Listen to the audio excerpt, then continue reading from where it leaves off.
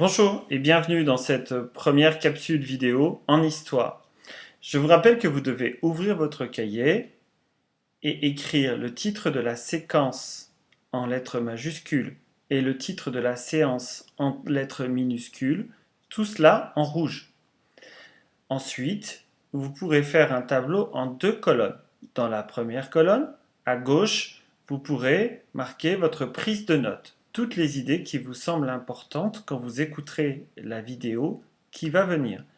Et sur une petite colonne, à droite, vous pourrez inscrire vos questions, tout ce qui vous semble problématique à l'écoute de cette vidéo.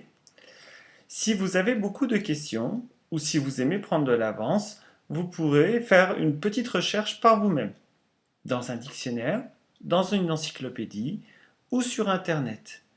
Si les réponses que vous obtenez ne sont pas claires, n'hésitez pas à venir me voir ou à m'écrire un petit mail. Vous devez obtenir quelque chose comme ça sur votre cahier.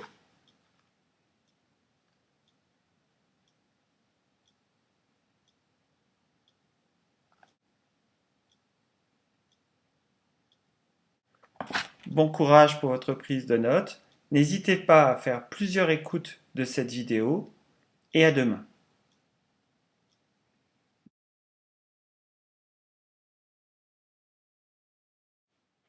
En histoire-géographie, vous devez apprendre à vous situer dans le temps et dans l'espace. Pour vous situer dans le temps, vous utiliserez la frise chronologique. Pour vous situer dans l'espace, vous utiliserez les cartes. La frise historique est une bande ou une flèche qui représente le temps. La droite représente les temps récents, aujourd'hui. La gauche représente les temps anciens, hier. L'an 0, qui correspond à la naissance du Christ, sert traditionnellement de référence pour les Occidentaux. Les années après 0 sont décomptées dans l'ordre croissant: 1, 2, 50, 200, 1000, 2012, 2013. Un millénaire représente 1000 ans. On compte de 1 à 1000. Chaque millénaire est représenté par un rectangle sur votre frise et noté en chiffres romains. Notre millénaire, en 2013, est le troisième millénaire. On compte donc sur la frise 1, 2, 3 millénaires. Attention, avant l'an 0, les années comme les millénaires sont comptées dans l'ordre décroissant.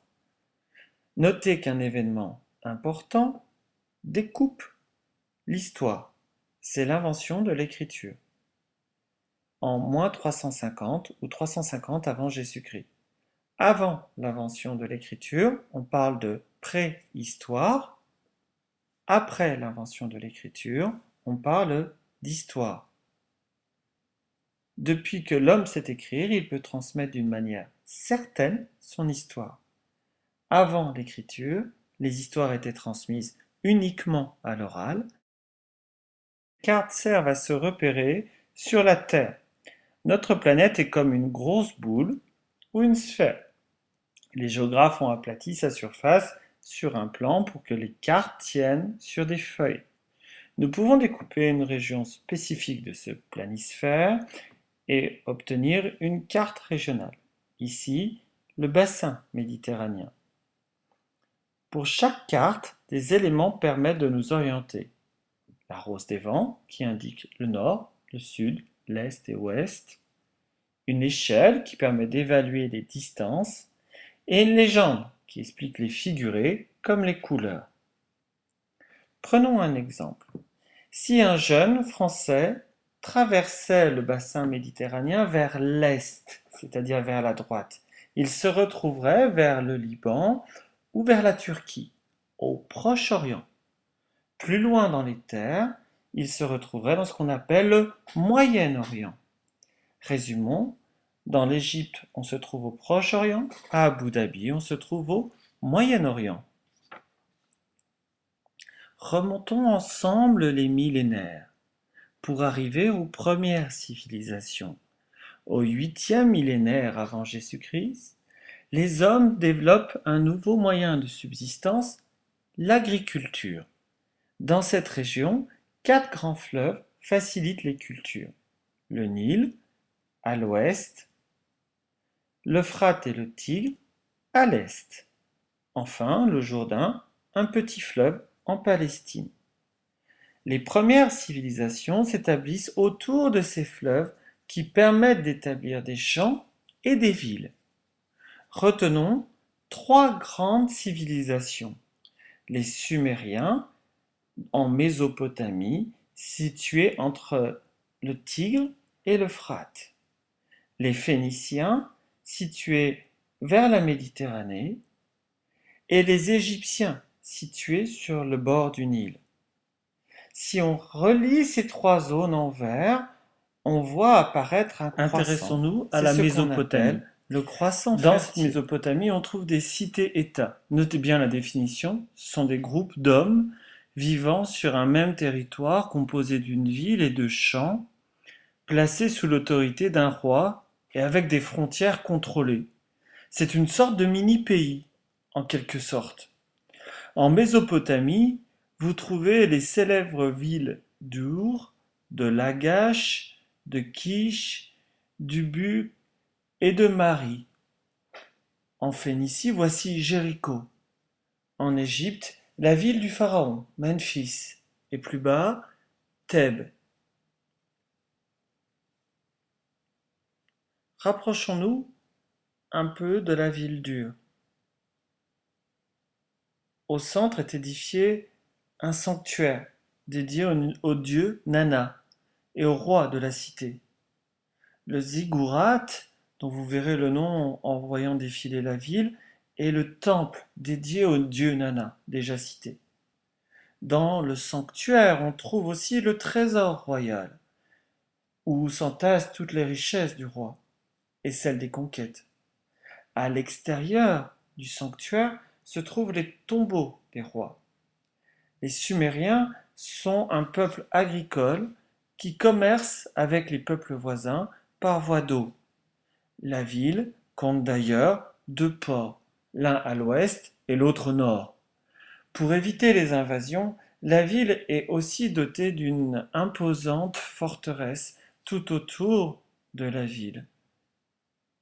Vous noterez aussi les champs irrigués qui se trouvent en dehors précisément de cette forteresse, ce qui n'empêche pas les paysans de pouvoir venir se réfugier en cas d'invasion au sein de la forteresse et pour les plus nobles personnages de la cité, se réfugier au sein même du sanctuaire. Alors cette première leçon est très riche. Elle est riche parce qu'elle aborde en même temps de l'histoire, de la géographie, mais aussi de la méthodologie. Ça veut dire qu'elle vous donne de la méthode pour la suite. Qu'est-ce qu'il faut en retenir? Qu'est-ce qu'il faut retenir de cette vidéo absolument? D'abord, il faudrait retenir les outils précisément que l'on utilise en histoire-géographie. D'abord, la frise historique. Notez bien cette rupture en moins 3500. Avant moins 3500, vous êtes dans la préhistoire, parce que l'écriture n'a pas été encore inventée, et après moins 3500, vous êtes dans l'histoire, parce que l'homme va pouvoir transmettre ses souvenirs par des écrits sur différents supports, que ce soit le papyrus, sur la pierre, ou encore parfois sur les tablettes en argile. En géographie. En géographie, il est très important de prendre des repères par rapport à la carte. Par rapport à la carte, et quelle que soit la carte, vous devrez toujours observer ce que le géographe appelle tôle. Tôle, c'est 4 éléments. Le titre, T comme titre, l'orientation, O comme orientation, L comme légende et E comme échelle. Donc tôle, titre, orientation, légende, échelle. Le titre va permettre de savoir de quel sujet on parle, quel est le thème de la carte qui est sous vos yeux.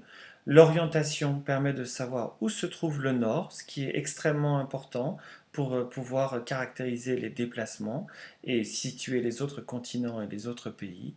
La légende pour pouvoir lire convenablement la carte.